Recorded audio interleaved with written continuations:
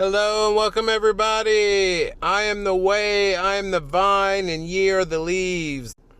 Vine is the conscience and the leaves is the manifestation. Today's message is about aligning with life. If, it could go a little bit explicit or very, very deep. If that's not your cup of tea, come back when you're ready.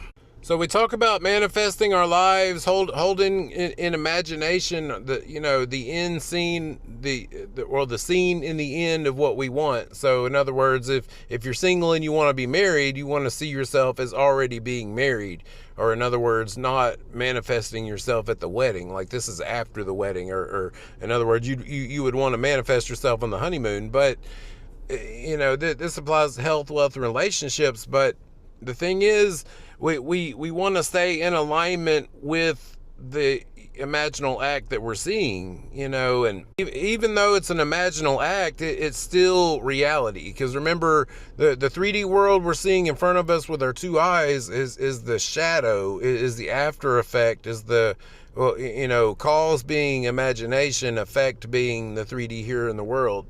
Just, when we talk about alignment, we're talking about simple stuff. If you say, I am wealthy, I am financially abundant, and then we contradict it with, well, I'm not the kind of person that'll ever have a lot of money, and things cost too much, and, all this stuff is for other people, but it wouldn't happen to me. The thing is, the larger part of ourselves, our higher self, our soul, whatever you want to call it, does not think like that. In other words, so our higher self knows we are perfectly whole and complete and fulfilled and wealthy and all, basically divine royalty, because that's who we are, our true self.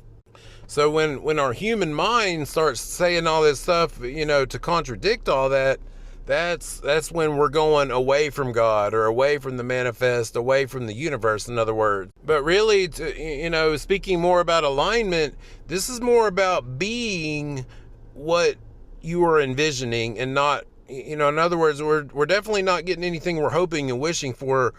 We're seeing the end result is being done, but we're walking through life also as if it is done. So this way we're more in alignment. See, when we had the manifest come in, creation was finished at that moment. In other words, our soul that is with God, or the universe, has already created that scenario and is also living it.